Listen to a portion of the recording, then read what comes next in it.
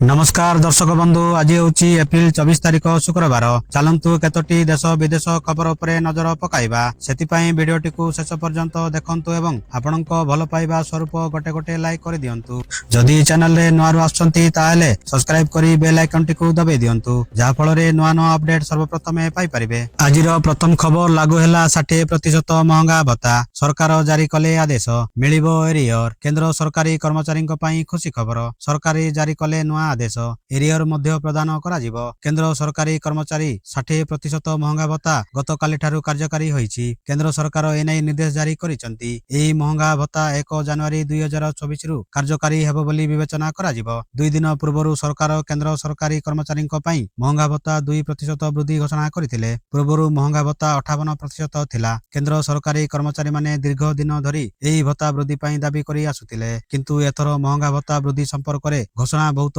विलंबरे होईछि। एही वृद्धि कर्मचारी दरमा उपरे सीधा सड़क प्रभाव पकाइबो। उदाहरण स्वरूप जदि जणे कर्मचारी मूल दरमा 50,000 टंका हुए, तेबे सेमाने प्रति मासरे प्राय 1,000 टंका अतिरिक्त पाइबे। परवर्ती खबर 7टी विभाग रे 4,623 जनଙ୍କୁ मिलिला नियुक्ति। कलिंग स्टेडियम ठारे नियुक्ति पत्र बांटिले मुख्यमंत्री। 27टी विभाग रे 4,623 जनଙ୍କୁ नियुक्ति दियागला। कलिंग स्टेडियम ठारे आयोजित नियुक्ति मेला रे मुख्यमंत्री मोहन चरण माझी जोगदेई नियुक्ति पत्र बंटन करिसंती। एही नियुक्ति मेला ए वर्षर प्रथम नियुक्ति मेला एवं बीजेपी सरकारक 15तम नियुक्ति मेला। विद्यालय और गणशिक्षा विभाग रे 4,113 जनଙ୍କୁ नियुक्ति प्रदान करा जाइतिबा सहित सेहीपरि जंगल परिवेश और जलवायु परिवर्तन विभाग रे 154, अणु क्षुद्र और मध्यम उद्योग विभाग रे 143, इस्पात और खनि विभाग रे 77, मत्स्य और प्राणी संपद विकास विभाग रे 70, पंचायती राज और पानीय जल विभाग रे 52 एवं दक्षता विकास विभाग रे 14 जनଙ୍କୁ नियुक्ति दिया जाइछि। सूचना योग्य शेष थर पई 2025 डिसेंबर 30 तारिख रे राज्य सरकार 11टी विभाग रे 1543 जनଙ୍କୁ नियुक्ति देइथिले। गत डिसेंबर सुधा सरकार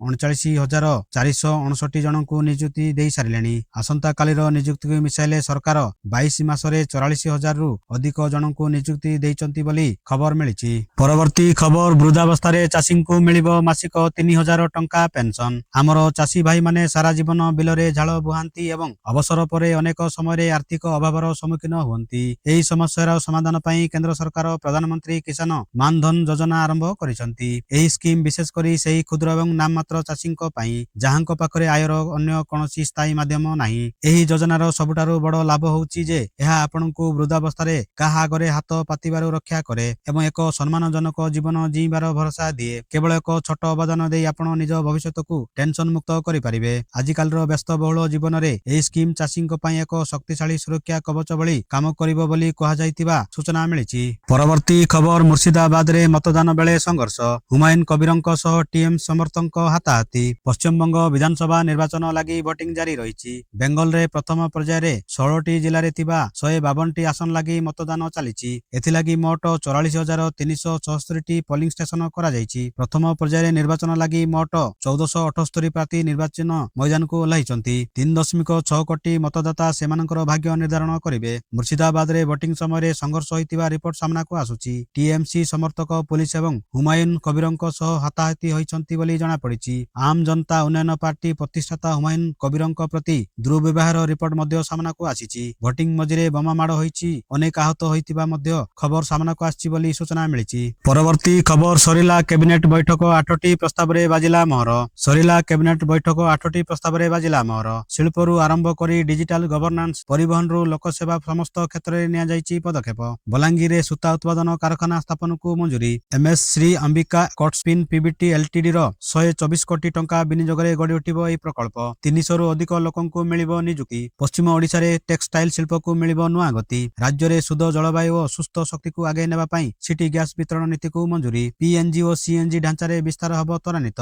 बेसरकारी विनियोग और नियुक्ति सृष्टि रे मिलिबो गति। कटक भुवनेश्वर संजोग को सुदृढ़ करबाकू काठजोड़ी नदी उपरे नूतन उच्चस्तरीय सेतु निर्माण को मंजूरी। प्राय 158 कोटी टंका व्यय रे 36 मास मध्य काम सरिबो। यातायात सहज हबो। अपार्टमेंट रजिस्ट्रेशन प्रक्रिया को सरल करबा पई स्टाम्प शुल्क व्यवस्था रे बड़ परिवर्तन। एबे लागू हबो 1 रूप 5% स्टाम्प शुल्क। ग्राहकों को मिलिबो सुविधा। लोक सेवा को आहुरी पारदर्शी करबाकू ऑटो अपील व्यवस्था को अनुमोदन। निर्धारित समय रे सेवा न मिलिले स्वयंचालित भावे अपील होई परिबो बोली सूचना मिलिछि। परवर्ती खबर ग्राहकों पई खुशी खबर, सस्ता हैला सुन। ସୁନା ଗ୍ରାହକଙ୍କ ପାଇଁ ଖୁସି ଖବର ଶସ୍ତା ହେଲା ସୁନା ଗୁରୁବାର ଅର୍ଥାତ୍ ଏପ୍ରିଲ 23 ତାରିଖରେ ସୁନା ଦର ହ୍ରାସ ପାଇଛି 24 କ୍ୟାରେଟ 10 ଗ୍ରାମ ସୁନା ଦାମ 1,53,550 ଟଙ୍କା ରହିଛି ଗତକାଲି ଯାହା 1,54,750 ଟଙ୍କା ଥିଲା ଏଥିରେ 1200 ଟଙ୍କା ହ୍ରାସ ପାଇଛି 22 କ୍ୟାରେଟ 10 ଗ୍ରାମ ସୁନା ଦାମ 1,40,750 ଟଙ୍କା ରହିଛି ଯାହାକି ଗତକାଲି 1,41,850 ଟଙ୍କା ଥିଲା ଏଥିରେ 1100 ଟଙ୍କା ଶସ୍ତା ହୋଇଛି 18 କ୍ୟାରେଟ 10 ଗ୍ରାମ ସୁନା ଦାମ 1,15,160 ଟଙ୍କା ରହିଛି ଯାହାକି ଗତକାଲି 1,16,060 ଟଙ୍କା ଥିଲା ଏଥିରେ 900 ଟଙ୍କା ଶସ୍ତା ହୋଇଛି ରୂପା ଦାମ ମଧ୍ୟ ସାମାନ୍ୟ ହ୍ରାସ ପାଇଛି 100 ଗ୍ରାମ ରୂପା ଦାମ 27,490 ଟଙ୍କା ରହିଛି ଯାହାକି ଗତକାଲି 27,500 ଟଙ୍କା ଥିଲା ବୋଲି ଖବର ମିଳିଛି ପରବର୍ତ୍ତୀ ଖବର 6 ଦିନ ପାଇଁ ଦିଲ୍ଲୀରୁ ସିମଲାକୁ ସ୍ଥାନାନ୍ତର ହେବ ରାଷ୍ଟ୍ରପତିଙ୍କ କାର୍ଯ୍ୟାଳୟ ମାଟିରେ ନିର୍ମିତ 175 ବର୍ଷ ପୁରୁଣା କୋଠାରେ ରହିବେ ଦ୍ରୌପଦୀ ମୁର୍ମୁ ରାଷ୍ଟ୍ରପତି ଦ୍ରୌପଦୀ ମୁର୍ମୁ ଏପ୍ରିଲ 27 ମେ 2 ପର୍ଯ୍ୟନ୍ତ ସିମଲା ଗସ୍ତ କରିବେ ଫଳସ୍ୱରୂପ ଏହି 6 ଦିନ ପାଇଁ ରାଷ୍ଟ୍ରପତିଙ୍କ କାର୍ଯ୍ୟାଳୟ ଏକ ପ୍ରକାର ଦିଲ୍ଲୀରୁ ସିମଲାକୁ ସ୍ଥାନାନ୍ତରିତ ହେବ ଏହାର ଏକ କାରଣ ହେଉଛି ଦିଲ୍ଲୀ ବାହାରେ ରାଷ୍ଟ୍ରପତିଙ୍କ ସରକାରୀ ବାସଭବନ କେବଳ ସିମଲା ଏବଂ ହାଇଦ୍ରାବାଦରେ ଅବସ୍ଥିତ ହିମାଚଳ ସରକାର ରାଷ୍ଟ୍ରପତିଙ୍କ ଗସ୍ତ ସମ୍ପର୍କରେ ସମସ୍ତ ପ୍ରସ୍ତୁତି ପ୍ରାୟ ସମାପ୍ତ କରିସାରିଛନ୍ତି ରାଷ୍ଟ୍ରପତି ଦ୍ରୌପଦୀ ମୁର୍ମୁଙ୍କ 6 ଦିନିଆ ରହଣି ସମୟରେ ରାଷ୍ଟ୍ରପତି ଭବନରୁ ସମସ୍ତ ଜରୁରୀ ଫାଇଲ ଏଠାକୁ ଅଣାଯିବ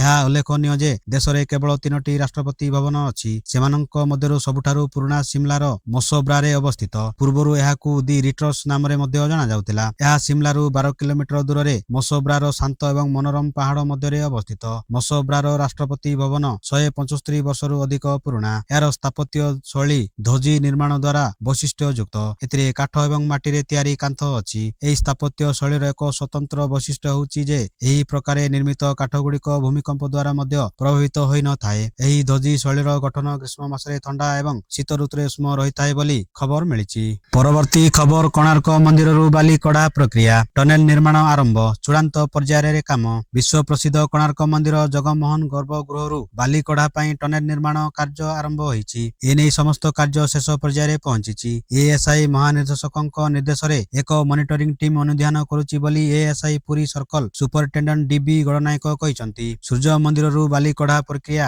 4 ମାସ ହେଲା ବନ୍ଦ ରହିଥିଲା ଗତ ଡିସେମ୍ବର 9 ତାରିଖରେ ପ୍ରତ୍ନତତ୍ତ୍ୱ ବିଭାଗ କୋର କମିଟି ସଦସ୍ୟ ଆଇଆଇଟି ମାଡ୍ରାସର ପ୍ରଫେସର ଅରୁଣ ମେନନ ବିଶେଷଜ୍ଞ ଦଳ ପ୍ରମୁଖ ଗର୍ଭଗୃହରୁ ବାଲି କଢା ପ୍ରକ୍ରିୟା ଓ ସୂର୍ଯ୍ୟ ମନ୍ଦିର ସଂରକ୍ଷଣ ନିମନ୍ତେ ଅନୁଧ୍ୟାନ କରିଥିଲେ ସୂର୍ଯ୍ୟ ମନ୍ଦିର ଗର୍ଭଗୃହରୁ ବାଲି କାଢିବା ପାଇଁ ପଶ୍ଚିମ ଦିଗ ପ୍ରଥମେ ପିଢ଼ରେ ଗର୍ଭଗୃହ ଭିତରକୁ ଟନେଲ ନିର୍ମାଣ କାର୍ଯ୍ୟ ପୂର୍ବରୁ ମନ୍ଦିର କାନ୍ଥ ପଥରର ସ୍ଥିତି ଯାଞ୍ଚ ମନ୍ଦିର ଗର୍ଭଗୃହ କାନ୍ଥର ଚଉଡ଼ା ମାପିବା ପାଇଁ ଡ୍ରିଲ କାର୍ଯ୍ୟ ଆରମ୍ଭ ହୋଇଥିଲା ବୋଲି ସୂଚନା ମିଳିଛି ପରବର୍ତ୍ତୀ ଖବର ଝାରସୁଗୁଡ଼ାରେ ତାପମାତ୍ରା ଛୁଇଁଛି 44.6 ଡିଗ୍ରୀ ସାରା ରାଜ୍ୟରେ ସର୍ବାଧିକ ତାପମାତ୍ରା ବଢିଛି ବୁଧବାର ଦିନ ତାପମାତ୍ରା ବୃଦ୍ଧି ପାଇବାରୁ ରାଜ୍ୟର ଅନେକ ସ୍ଥାନରେ ପାରଦ 40 ଡିଗ୍ରୀ ଅତିକ୍ରମ କରିଛି ବୁଧବାର ଦେଶର ସର୍ବାଧିକ ଉତ୍ତପ୍ତ ସହର ପାଲଟିଛି ଝାରସୁଗୁଡ଼ାରେ ତାପମାତ୍ରା 44.6 ଡିଗ୍ରୀ ଛୁଇଁଛି ସେହିପରି 44.2 ଡିଗ୍ରୀ ସହ ୱାର୍ଦ୍ଧା ଦେଶର ଦ୍ୱିତୀୟ ଉତ୍ତପ୍ତ ସହର ପାଲଟିଛି ଭୁବନେଶ୍ୱରରେ ବୁଧବାର ଦିନ ତାପମାତ୍ରା 41.2 ଡିଗ୍ରୀ ରହିଥିଲା ଗତ କିଛି ଦିନ ହେଲା ପଶ୍ଚିମ ଓଡ଼ିଶାରେ ପ୍ରଚଣ୍ଡ ତାତି ଅନୁଭୂତ ହେଉଥିବା ବେଳେ ଏବେ ଉପକୂଳ ଏବଂ ଦକ୍ଷିଣ ଓଡ଼ିଶାରେ ମଧ୍ୟ ପ୍ରଚଣ୍ଡ ରୌଦ୍ରତାପ ହେଲାଣି ପାଣିପାଗ ବିଭାଗର ପୂର୍ବାନୁମାନ ଅନୁଯାୟୀ 25 ତାରିଖ ପର୍ଯ୍ୟନ୍ତ ସର୍ବାଧିକ ତାପମାତ୍ରାରେ ବିଶେଷ ପରିବର୍ତ୍ତନ ଆସିବାର ସମ୍ଭାବନା ନାହିଁ କିନ୍ତୁ 26 ତାରିଖରୁ ଅନେକ ସ୍ଥାନରେ ପାରଦ 2 ରୁ 3 ଡିଗ୍ରୀ କମିପାରେ ହେଲେ ପଶ୍ଚିମ ଓଡ଼ିଶାର ସୁନ୍ଦରଗଡ଼ ଝାରସୁଗୁଡ଼ା ବଲାଙ୍ଗୀର ବରଗଡ଼ ଟିଟିଲାଗଡ଼ ଏବଂ ସମ୍ବଲପୁର ଆଦି କିଛି ଜିଲ୍ଲାରେ ପାରଦ 42 ରୁ 43 ଡିଗ୍ରୀ ତଳକୁ ଖସି ନପାରେ 25 ତାରିଖର ରୌଦ୍ରତାପ ନେଇ ପାଣିପାଗ ବିଭାଗ ପକ୍ଷରୁ ସତର୍କ ସୂଚନା ଜାରି କରାଯାଇଛି ବୋଲି ଖବର ମିଳିଛି ଆଜିର ଖବରଟିକୁ ଏଇଠି ରଖୁଛି ପୁଣି ନେଇ ଆସିବି ଲେଟେଷ୍ଟ ଅପଡେଟ ସେ ପର୍ଯ୍ୟନ୍ତ ବିଦାୟ ନେଉଛି ଜୟ ହିନ୍ଦ ଜୟ ଭାରତ।